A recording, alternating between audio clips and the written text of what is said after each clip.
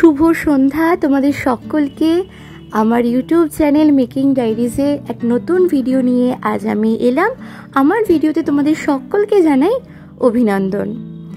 আজকের ভিডিওর থাম্বনেইল আশা করি তোমরা দেখে বুঝতে পেরেছো আমি আজকে কোথায় এসেছি। একদমই তাই, 0 মান থেকে 80 আপ আমরা সবাই ওনাকে ভীষণভাবে ভালোবাসি, শ্রদ্ধা করি। আমাদের রঙিন শৈশবের ফেরিওয়ালা, বাংলা কমিক্স জগতের এক কিংবদন্তি ব্যক্তিত্ব। উনি আলাদা করে ওনার ইন্ট্রোডাকশন দেওয়ার কোনো প্রয়োজনই নেই। আমাদের সকলের প্রিয় নারায়ণ দেবনাথ। পারমিশন আগে নিয়েই এসেছিলাম, বাজে এখন সন্ধ্যে 7টা। এসে পৌঁছলাম ওনাদের শিবপুরের বাড়িতে। সত্যি কথা বলতে আমার আজই 30 বছর হয়ে গেল। আমি কোনোদিনও ভাবতে পারিনি যে আমি এই বাড়ির চৌকাটে এসে দাঁড়ানোর কোনো দিন সুযোগ পাবো। আমি নিজেও একজন সাহিত্যের স্টুডেন্ট, কিন্তু বিশ্বাস করো আমি আজকে বলতে আমার কোনো দ্বিধা নেই যে এই ঘরটায় ঢোকার পর আমার মনে হচ্ছে আমি 0.001%ও কিছু জানি না।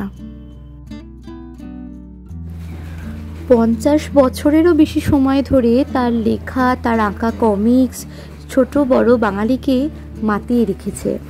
হাঁদাভোঁদা, বাটুল ব্রিগেড, নন্টে ফন্টে ছাড়া বাঙালির ছোটবেলা তো সত্যিই অসম্পূর্ণ। আর এদের সকলকে চিনিয়েছেন কিন্তু এই নারায়ণ দেবনাথ। আর এখানে যে কালীগুলো রাখা আছে দেখছেন, এই এক একটা কালী দিয়েই সৃষ্টি হয়েছে এক একটা কমিক্স চরিত্র। অল্প বয়স থেকেই শিল্পের প্রতি ছিল তার এক গভীর আগ্রহ। বাংলা কমিক্সের জগতে নারায়ণবাবুর আগমন ঘটে দেব সাহিত্য কুটিরের সম্পাদক মণ্ডলীর উৎসাহে। কমিক স্ট্রিপ ছাড়াও তিনি বহু শিশু কিশোরদের উপন্যাসও অলংকার করেছেন। শুকতারা, কিশোর ভারতী প্রভৃতি পত্রিকায় কমিক্সগুলোকে ছোট ছোট খণ্ডে প্রকাশও করা হয়েছে। তবে একটা জিনিস দেখছেন, বাড়িটা কি সুন্দর না? একদম পুরনো দিনের ঐতিহ্য বহন করে। কড়িবর্গা, দেওয়ালের চুন রং, ডিসি ফ্যান। আর এই ঘরেই তিনি জন্মগ্রহণ করেছিলেন। ওনাদের আদি বাসস্থান বাংলাদেশের বিক্রমপুরে হলেও ওনার জন্মের আগেই পরিবার কিন্তু স্থায়ীভাবে হাওড়ার শিবপুরে বসবাস শুরু করেন। আর যে কথাটাই একদমই না বললে নয়, সেটা হলো নারায়ণবাবুর ছোট বৌমার কথা।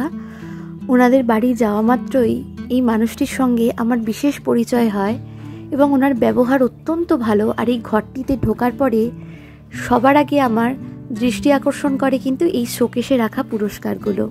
প্রত্যেকটি পুরস্কারের সঙ্গে আমাকে পরিচয় করিয়ে দিয়েছেন।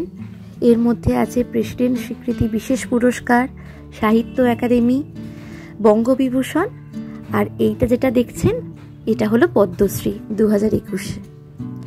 তিনি ভারতের প্রথম এবং একমাত্র কমিক শিল্পী যিনি ডিলিট পেয়েছিলেন। নারায়ণ দেবনাথের প্রথম রঙিন কমিক স্ট্রিপ হলো কিন্তু বাটুল দি গ্রেট। নারায়ণবাবুর কথায় কলকাতার কলেজ স্ট্রিট থেকে ফেরার পথে তিনি বাটুলকে কল্পনা করে তৎক্ষণাৎ তার একটা প্রতিকৃতি এঁকে ফেলেন। যদিও শুরুতে তিনি বাটুলকে কোনো অলৌকিক শক্তি দেননি, কিন্তু পরবর্তীকালে তিনি নন্টে ফন্টে, বাহাদুর, বেড়াল, ডানপিটে, খাদু আর তার কেমিক্যাল দাদু, কৌশিক রায় প্রভৃতি বিখ্যাত কার্টুন চরিত্রে তিনি স্রষ্টা হয়ে উঠলেন। এই ছবিটি হাতে আঁকা, ওনার এক ভক্ত এটি এঁকেছেন।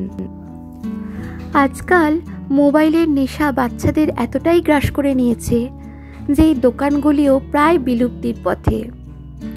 ঈশপের গল্প, রূপকথার গল্প, পঞ্চতন্ত্রের গল্প, নন্টে ফন্টে, আবোল তাবোল, গোপাল ভাঁড়ের গল্প সব কিছুই আজকাল প্রায় স্মৃতি।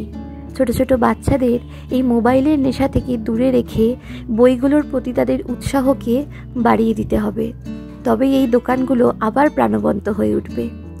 আজকের ভিডিওটি আমি এখানেই শেষ করলাম। দেখা হবে নতুন একটা ভিডিওতে। তোমরা সবাই ভালো থেকো, সুস্থ থেকো। টাটা।